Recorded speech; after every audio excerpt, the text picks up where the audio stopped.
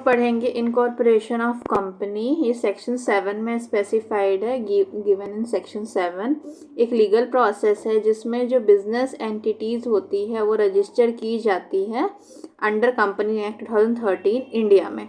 ठीक है, फिर प्रोवाइड करता है, ये प्रोविज़न प्रोवाइड करता है कि जो कंपनी है वो सेपरेट एंटिटी है जो कि इस डिस्टिंक्ट होती है अपने ओनर्स से, मीन्स सेपरेटली एग्जिस्ट करती है लीगली। ठीक है, उसको लीगल सेपरेट करने का प्रोसीजर क्या है, तो हमारा इनकॉर्पोरेशन मीन्स एक तरह का रजिस्ट्रेशन समझ लीजिए।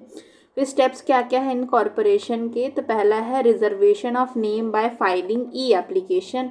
एक ई एप्लीकेशन फाइल की जाती है जिसमें यूनिक नेम चूज़ किया जाता है, जिसको हम ये सर्विस हम लोग यूज़ करते हैं, इसका नाम है run service. Reserve unique name service use करके हम एक यूनिक नेम को चूज़ करते हैं और चूज़ करके नाम को रिज़र्व करवाते हैं ई एप्लीकेशन करके, जिसकी फ़ीस है 1000 रुपीज़ नाम। फिर उसके बाद ड्राफ्ट करते हैं हम लोग और साइन करते हैं। क्या क्या ड्राफ्ट करते हैं, तो memorandum of association and article of association, जिसको हम MOA भी बोलते हैं, और आर्टिकल ऑफ एसोसिएशन को AOA बोलते हैं। मेमोरेंडम ऑफ एसोसिएशन हमारा सेक्शन 4 में दिया है और आर्टिकल ऑफ एसोसिएशन सेक्शन 5 में दिया है। मेमोरेंडम ऑफ एसोसिएशन क्या होता है, एक तरह से कंपनी का ऑब्जेक्टिव है कि कंपनी क्या अचीव करना चाहती है, और आर्टिकल ऑफ एसोसिएशन जो है वो रूल्स एंड रेगुलेशन बताती है किसकी, कंपनी की इंटरनल मैनेजमेंट के लिए। फिर submission of MOA and AOA, article memorandum of association और आर्टिकल ऑफ एसोसिएशन को जमा किया जाता है रजिस्ट्रार ऑफ दी कंपनी, जिसको ROC बोलते हैं हम लोग शॉर्ट फॉर्म में। तो जितने भी सब्सक्राइबर्स होते हैं मेमोरेंडम में जो साइन करते हैं वो सब सिग्नेटरीज जा करके जमा करते हैं किसको, दोनों को, मेमोरेंडम ऑफ एसोसिएशन को भी और आर्टिकल एसोसिएशन को भी, रजिस्ट्रार ऑफ कंपनीज में। ठीक है, इसके बाद फिर डायरेक्टर्स का डिटेल सबमिट किया जाता है। ठीक है, कंसेंट ली जाती है, जो भी पर्सन है जो कि नॉमिनेट किया जा रहा है एज अ डायरेक्टर, उसको उसकी जो इन्फॉर्मेशंस होती है, उसकी जो डिटेल्स होती है हम लोग सबमिट करते हैं। थर्ड स्टेप हमारा क्या है, सबमिशन ऑफ डायरेक्टर्स डिटेल। फिर एक DIN नंबर जनरेट होता है, DIN जनरेट होता है जिसको डायरेक्टर आइडेंटिफिकेशन नंबर बोलते हैं, वो जनरेट किया जाता है इस थर्ड स्टेप में। नाउ फिर submission of statutory declaration and compliance and the other declaration. ठीक है, हाँ, एक तरह से डिक्लेरेशन फॉर्म फिल किया जाता है जो कि प्रिस्क्राइब्ड बाय किसका रहता है, एडवोकेट्स। मीन एक तरह से एक फॉर्म है, डिक्लेरेशन फॉर्म वगैरह सबमिट किया जाता है। ठीक है, और ये इसको कौन बताता है कि ऐसा कुछ फॉर्म होगा, तो कौन कौन बता सकते हैं, एडवोकेट बता सकते हैं, चार्टर्ड अकाउंटेंट बता सकते हैं, कॉस्ट अकाउंटेंट बता सकते हैं, या कंपनी सेक्रेटरी बता सकती है। एक टाइप ऑफ डिक्लेरेशन जो कि जमा करना पड़ेगा स्टेप 4 में। स्टेप 4 में सबमिशन ऑफ स्टैट्यूटरी डिक्लेरेशन के बारे में बात की है। नाउ फिर हम लोग स्टेप 5 में फ़ी पे करेंगे, पे फी एंड अमाउंट। क्या चीज़ का अमाउंट पे करेंगे, स्टैम्प ड्यूटी का इलेक्ट्रॉनिकली हम लोग करेंगे। ठीक, उसके बाद अगर ये सब हो गया, उसके बाद ऑब्टेन करेंगे सर्टिफिकेट ऑफ इनकॉर्पोरेशन डिजिटली। सब हमारा काम इलेक्ट्रॉनिकली या डिजिटली हो रहा है। ठीक है, सर्टिफिकेट मिल जाएगा हम लोग ऑनलाइन माध्यम से, डिजिटल माध्यम से, और वो साइन किया रहेगा रजिस्ट्रार ऑफ कंपनी के द्वारा, और इसमें एक CIN नंबर होगा, CIN कॉर्पोरेट आइडेंटिटी नंबर होगा जो कि दिया जाएगा। DIN कहाँ पे था, हमारा स्टेप 3 में था, डायरेक्टर आइडेंटिफिकेशन नंबर, और यहाँ पे CIN है, कॉर्पोरेट आइडेंटिटी नंबर। ठीक है, फिर उसके बाद ये 7th स्टेप में हमारा डिक्लेयर करेगा कौन, डिक्लेरेशन होगा क्या चीज़ का, ऑफिशियल एड्रेस का, जो कि रजिस्टर्ड ऑफिस जो होगा हमारा कंपनी का, उसका एड्रेस को हम लोग डिक्लेयर करेंगे।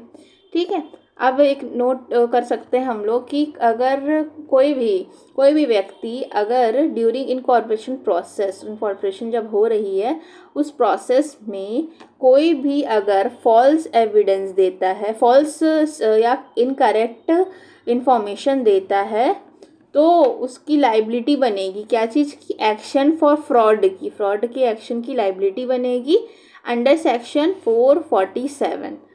ठीक है, फिर advantages of incorporation under section 7, incorporation जो हो रही है अंडर सेक्शन 7 उसके एडवांटेजेस क्या क्या है। तो लीगल प्रोटेक्शन प्रोवाइड करता है, एक सेपरेट लीगल आइडेंटिटी बनने में हेल्प करता है, ठीक है, जिसमें राइट्स और ऑब्लिगेशंस होते हैं डिस्टिंक्ट मेंबर्स के, ठीक है, distinct from its owner, owner से डिस्टिंक्ट रहते हैं, वैसे राइट्स एंड ऑब्लिगेशंस बताए जाते हैं, ठीक है। यहाँ नहीं, यहाँ पे ऐसा बोल रहा है कि लीगल रिकॉग्निशन मिलता है, एक लीगली उसको रिकॉग्नाइज कर रहे हैं हम, ठीक है, और प्रोटेक्शन मिल रहा है किसको, कंपनी को, और एक सेपरेट लीगल एंटिटी बन रही है ये, जिसके राइट्स एंड ऑब्लिगेशन जो है ना वो ओनर से डिफरेंट है। राइट्स एंड ओनर के तो होंगे राइट्स एंड ऑब्लिगेशन, बट यहाँ पे हम लोग इनकॉर्पोरेट करके कंपनी के राइट्स एंड ऑब्लिगेशंस क्रिएट कर रहे हैं और कंपनी को एक सेपरेट लीगल एंटिटी बना रहे हैं। फिर इसके बाद है लिमिटेड लाइबिलिटी। तो जो शेयर होल्डर्स होते हैं कंपनी के वो लाइबल होते हैं खाली अप टू देयर शेयर्स, जितने शेयर्स है उसकी उतने ही उसकी लाइबिलिटी बनती है, ठीक है। शेयर्स में जो भी जिम्मेदारी रहती है वहाँ तक ही उसकी लाइबिलिटी रहती है। उनके पर्सनल एसेट्स जो होते हैं ना वो सिक्योर्ड रहते हैं, ठीक है, उसको सिक्योरिटी रहती है। और इसलिए हम लोग बोलते हैं कि लिमिटेड लाइबिलिटी होती है। लाइबिलिटी ज़रूर है शेयर होल्डर की but limited to their shares. Then perpetual succession रहता है, मीन्स द कंपनी एग्जिस्ट करती है irrespective of change in ownership और मैनेजमेंट और चेंज इन मेंबर्स। अगर मेंबर्स भी चेंज हो जाएं तो भी फ़र्क नहीं पड़ता, डेथ के द्वारा या तो फिर इंसॉल्वेंसी अगर मेंबर्स की हो गई तो उससे कोई फ़र्क नहीं पड़ता, कंटिन्यू रहेगी कौन, कंपनी कंटिन्यू एग्जिस्ट करती रहेगी, ठीक है।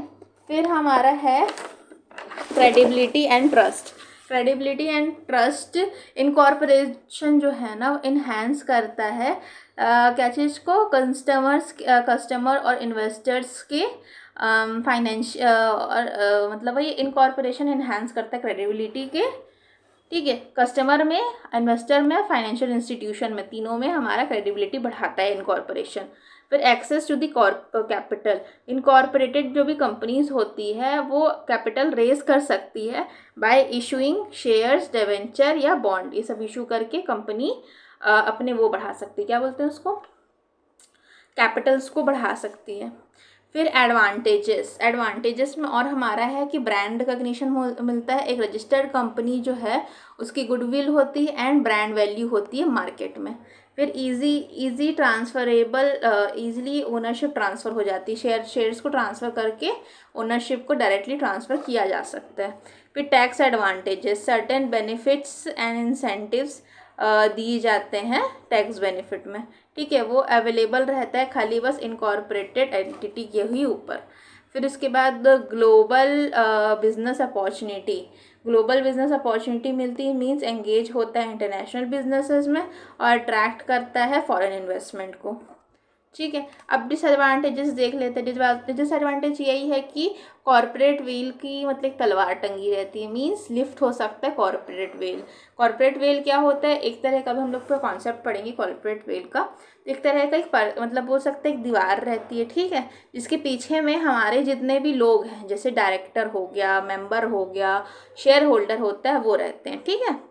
तो एक दीवार है तो उनकी जो पर्सनल एसेट्स है ना वो कभी भी को डैमेज नहीं कर सकते, मतलब ले नहीं सकते, वो पर्सनल एसेट्स उनके अपने रहेंगे और जो भी उनकी जिम्मेदारी रहेगी, जैसे जितने भी उनके शेयर होल्डर तो जो शेयर्स के अकॉर्डिंग जो भी उनके शेयर्स उसमें रहेंगे उस कंपनी में, उतने तक ही उनकी लाइबिलिटी सीमित रहेगी।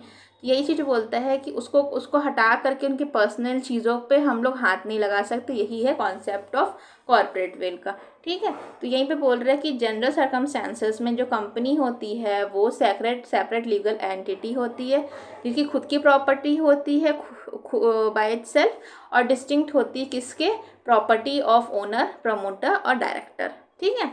लेकिन स्पेशल सर्कमस्टेंसेस जैसे कि सिक्योरिटी फ्रॉड हो रहा है, टैक्स एवेजन हो रहा है, फिर डिफ़ॉल्ट इन लोन हो रहा है, तो कोर्ट ऑफ लॉ क्या करती है, ये जो लिफ्ट कर देती है और कॉर्पोरेट वेल को, मीन्स कोई डिफरेंस नहीं बचेगा property of the promoter, owner या director and the property of the company, ठीक है। यहाँ पे बड़े बड़े एग्जाम्पल्स हम लोग ले सकते हैं, किंगफिशर एयरलाइन जो कि विजय माल्या का था, तो जो किंगफिशर जो है वो लोन फ्रॉड किया था। अब सेम विथ गीतांजलि ज्वेलर्स जो कि नीरव मोदी का था, ठीक है।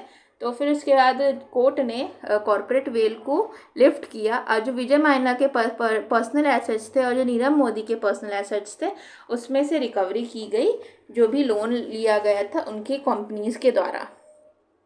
Then higher initial and recurring cost, जो इनकॉर्पोरेशन प्रोसेस होता है वो बहुत ज़्यादा मतलब खर्चे वगैरह या फिर इनिशियली बहुत हाई कॉस्ट वगैरह लगती है। जैसे एग्जांपल के लिए प्रोफेशनल फ़ीस लगती है, ड्राफ्टिंग के लिए MOA and AOA, stamp duty, registration fees लगती है, ठीक है। और कॉरपोरेशन अगर हो जाए तो फिर अलग अलग कॉस्ट और लगती, cost of auditing, filing and certifications की कॉस्ट लगती है।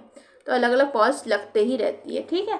उसके बाद कंप्लायंस बर्डन हो जाता है। इनकॉर्पोरेशन होता है तो नंबर ऑफ लीगल रिक्वायरमेंट्स आते हैं। एनुअल फाइलिंग होती है फाइनेंशियल स्टेटमेंट की, एनुअल रिटर्न्स की, ठीक है। फिर स्टैट्यूटरी रजिस्टर मेंटेन करना पड़ता है, regular board meetings and general meetings करनी पड़ती है। और अगर नहीं करोगे तुम तो हैवी फाइन्स एंड पेनल्टी हो सकती है और डिस्क्वालिफिकेशन भी हो सकता है डायरेक्टर्स का। रिस्क है हमारा पेनल्टी में, फेल होने पे हम लोग को वही है कि अगर कंप्लायंस स्टैंडर्ड में नहीं, मतलब वही स्टैंडर्ड्स को अप्लाई नहीं करेंगे तो हमारे पे फाइन लग सकता है, लीगल लाइबिलिटी बन सकती है या फिर डिस्क्वालिफिकेशन हो सकता है डायरेक्टर्स का। फिर रेगुलर मॉनिटरिंग करते, कौन कौन मॉनिटरिंग करते हैं यहाँ पे, तो हमारा रजिस्ट्रार ऑफ कंपनी करता है और इनकम टैक्स डिपार्टमेंट इसकी मॉनिटरिंग करती है, ठीक है। और चेक करती है कि वो प्रोविजंस ऑफ कंपनी एक्ट और सेबी रेगुलेशन के अकॉर्डिंग काम कर रहे हैं कि नहीं कर रहे हैं। फिर जो पब्लिक डिस्क्लोजर होता है वो भी थोड़ा कॉम्प्लिकेटेड हो जाता है, क्योंकि financial statement, share holders patterns and director details जो है वो एक तरह से पब्लिक कर दी जाती है। Public in the sense expose कर दी जाती है। तो उसमें क्या होता है, जो बिजनेस के सेंसिटिव इन्फॉर्मेशन है वो कंपटीटर्स के पास या तो पब्लिक के पास जा सकते हैं, तो वो भी एक तरह का रिस्क रहता है। फिर कॉम्प्लिकेटेड इनकॉर्पोरेशन प्रोसीजर होता है, इसमें वेरियस अलग अलग डॉक्यूमेंट सबमिट करने पड़ते हैं, तो वो बहुत कॉम्प्लिकेटेड सा प्रोसीजर होता है। Memorandum of association, article of association, detail of directors, initial subscribers, ये सब प्रॉब्लम्स आती हैं।